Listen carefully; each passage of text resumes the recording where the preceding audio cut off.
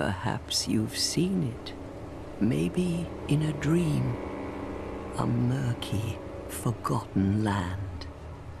Hello there, Sir from 17 once again. This is more Dark Souls 2 PvP. I'm using dual whips and I'm in the arena. This is all from the same session. It lasted 1 to 2 nights, and it's going to be me fighting against a bunch of different people in a bunch of different arenas using dual wielded whips, which in the power stance, which you're seeing right now, are incredibly fun and interesting to use. The main problem against the weapon I've found as this guy runs away to heal, which is always disappointing because he then hits me with a massive hit that didn't land, kills me with another hit that probably didn't land, let's watch it, there you go, and then does a taunt because that's what these people are like. Yep, so much skill on display I almost shit my pants. That's a fun one. I hate that bridge, I really do. Ooh, this is another strategy that you've seen before here, guys. Somebody who wears quite a lot of armor and tries to stun lock with really fast weapons, which you need to be careful of because it's a very effective strategy. Something good to note, the armor he's wearing is the Dragon Rider armor. That's the armor that I've had a lot of trouble getting on the game because I was one of the people who had it glitch and it didn't give it me at all, regardless of what I tried. And once the patch landed, I can happily say I now own that piece of armor. So I'm probably going to show it off as this guy really lights me up with, yeah, Phantom Bleed, which sounds like a thrash metal band. But dual whips, so a couple of things to think about when you're using these weapons. You have more range than a lot of people really understand how to fight. You have quite good speed, you have decent damage on people who aren't wearing big armor, you don't have the most poise crush of most of the weapons, but you have a versatile moveset, which can be good, can be bad. I'm just gonna have to get some water, guys, because I'm using a strange setup where I can't pause it and cough, which is what I would normally do when my throat's dry like that. But I don't want to cough into the mic, which is just rude, so I'm just gonna take a sip. And hopefully that'll get away the frog that's sitting in my throat like some Jesuit motherfucker trying to sell me pegs. But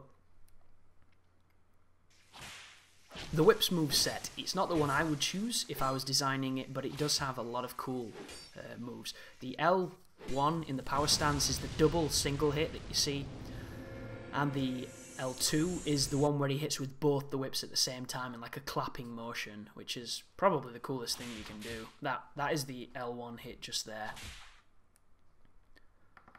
And you're going to see me fight this guy quite a lot because he was messing around with the... And because at this time this armor was quite new and nobody really knew about it, so whenever people were getting it, they were experimenting with it. You're going to see a lot of people messing around with it, for better or for worse. It's kind of fun to watch. I personally think it's stupid.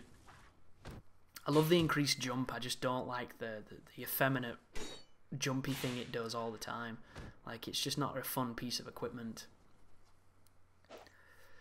But the cool thing about these whips is there's not that many people who know how to fight them, so you can really surprise people, especially with that attack there. The running attack I just did is a fantastic example of a move that people don't see coming because they've never seen it before.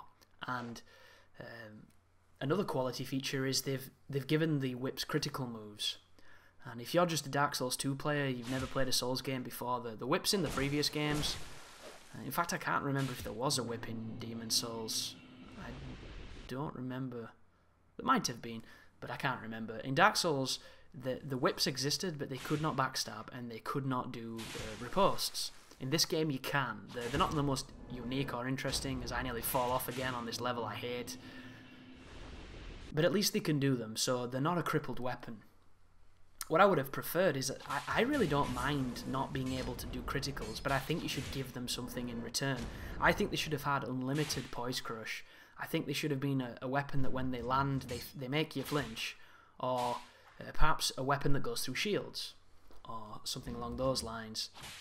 Like, I think there should have been a trade-off that made them worth choosing, because as it stands, not a lot of people are using whips, and because I was getting quite a lot of the same guys, you'll notice this person, we've seen him before.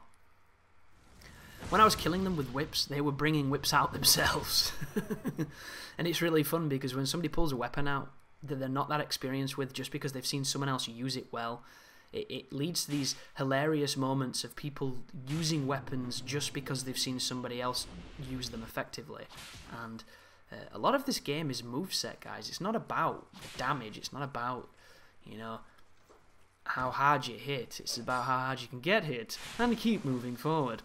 You know, it's about the moves. Like, if you have a weapon that's got long reach that keeps, you know, a fast attack with not much recovery on it, and you're able to get some big hits and some big power, that's going to win a lot of the fights. And if it's a move or a weapon that not a lot of people are using, it's going to be more effective because it's not ubiquitous at that point. People haven't seen it. Like, this guy is using a katana, which, even if you've never used a katana, I can guarantee you've seen them a lot. Like, there's enemies in the game that use them. Everybody online uses them. I'm going to be using them in a sequence because I've been playing around with the Chaos Blade just for old time's sake. This guy's running away here because I believe he's going to try and heal. But he ends up pulling out the pyromancy, and I whip him in the face. But a lot of people ask me, why don't I do the guard break? You know, they see a lot of people with shields like this guy here. The main reason is it just doesn't come out for me, guys. There's times when I press it perfectly and it just doesn't work. And sometimes I'm to blame, sometimes the pad's to blame, but there's a large percentage of times when the game's to blame. And anybody who tells me that every time they try and do it, it comes out is a liar, unfortunately. And I don't care how fervently they argue that point, but I know how to do things in games. You know, I know how to press forward and attack in a game. I've been doing it a lot.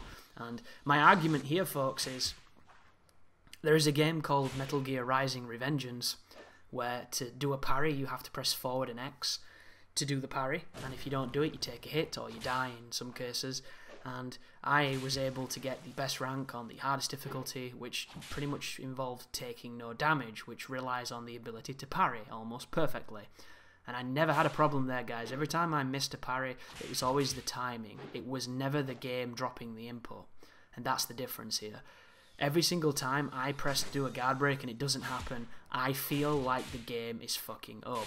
And I do understand a lot of people have this proclivity towards blaming tools, you know, blaming the game for their own mistakes. I watch an uploader called Darkside Phil, who's an artist at blaming the game for things that are blatantly his own ignorance or inability. And I find that hilarious, which is why I like that person. But for every instance of that, there's always going to be that innocent instance of where the game is to blame. And I really do believe that Dark Souls 2 needs to be tightened up. And I think in the coming patches, they're probably going to do a lot of that. And I've already mentioned in previous videos, I don't know if it's the playthrough, I don't know if it's this, there's been a lot of Dark Souls recently, guys. I've done a lot of talking. That I'm going to be covering what I would patch if I was in control of the game. Watch this. This guy's using a rapier. Is it the espada? I think it is. The one you get from Veliga. And he's just chasing me with rushdown tactics, two-handed poking.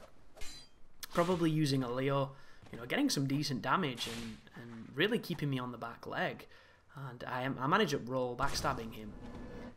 Not an easy matchup for me, that one, because of how aggressive he was. And I'm normally the person who's instigating fights. You'll notice I'm way too aggressive a lot. That right there was counter damage off of a Thorn Ring. And unfortunately, this person was definitely going for my back, and I got a big backstab on. Which I'm kind of picking and choosing what I'm going to say in these videos, mainly because I'm going to be covering PvP quite extensively and sharing a lot of my feelings, and I want to cover the fundamentals more than anything, as this guy proves that katanas with buffs are incredibly powerful, and then he does a taunt to show his skill. Ooh, this is a weird one. Like, this guy is using... He has both the challenge rings, this person. And I don't know if it's legit, I don't know if he's hacked, I don't know if you can hack. I'm hoping it's legit because I suppose I can bear with it a little bit more. But that's dual Evelynns with some kind of enchantment on them, and of all the things they've patched in the most recent patch, they didn't patch that, which I find baffling. Because those weapons... Like, I don't know if they should try and tweak the tracking. I'm not entirely sure what I'd do with them until I sat down and thought about it, but as it stands, I think they're really shitty and I don't like them. This is the guy I mentioned that we'd see again. And the best way to fight somebody who's running at you with no intent of their own, just swinging, just doing anything they can to cross distance and try and stunlock you, is to roll backstab them. And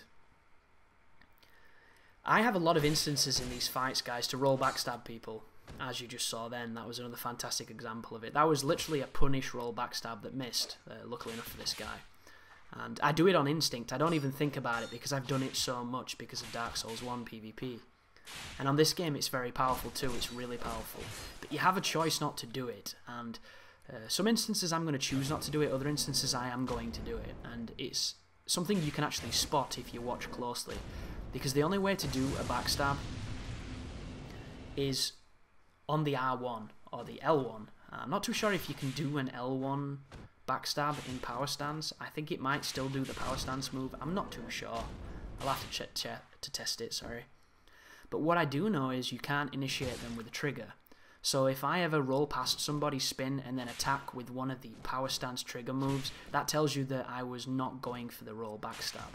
And it has nothing to do with me, you know,